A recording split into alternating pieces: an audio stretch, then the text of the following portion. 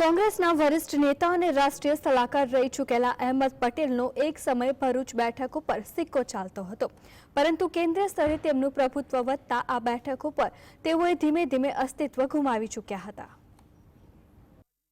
જણાવી દઈએ કે ભરૂચ બેઠક પરથી વર્ષ 1984માં કોંગ્રેસ નેતા અહેમદ પટેલ ચૂંટણી જીત્યાની સાથે જીતની હેટ્રિક પણ લગાવી હતી।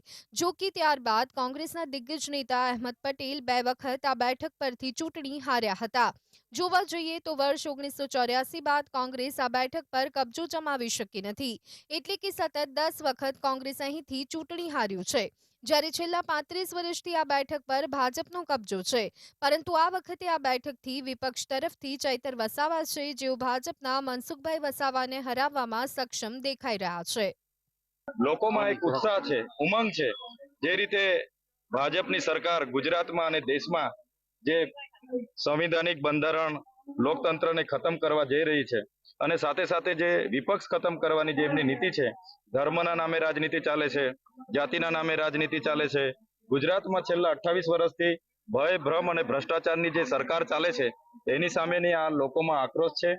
ભરૂચ લોકસભા બેઠક પર નજર કરવામાં આવે તો ભરૂચ લોકસભા બેઠક હેઠળ કરજણ, દેડિયાપાડા, જંબુસર, વાગરા, ઝઘડિયા, ભરૂચ, અંકલેશ્વર વિધાનસભાની બેઠકનો સમાવેશ થાય છે।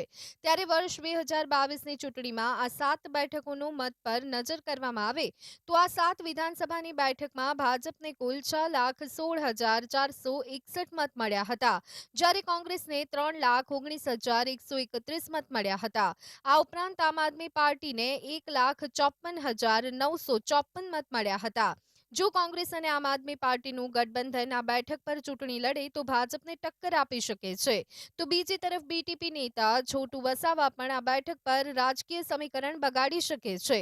ઝઘડિયા બેઠક પરથી ભલે છોટુ વસાવા વર્ષ 2022ની વિધાનસભા ચૂંટણી હાર્યા હોય, પરંતુ આ વિસ્તારમાં તેમનો દબદબો રહ્યો છે। આમ આદમી પાર્ટીના ભરૂચ લોકસભા બેઠકના ઉમેદવાર અને ધારાસભ્ય ચૈતર વસાવા પણ છોટુ વસાવાની આંગળી પકડી અને રાજકારણના પગથિયા ચડ્યા હતા। ત્યારે છોટુ વસાવા ચૈતર વસાવાને હવે કેટલો સાથ આપે છે તે જોવું રહ્યું। કેમેરામેન સચિન પટેલ સાથે નિલેશ ટેલર, GSTV ભરૂચ।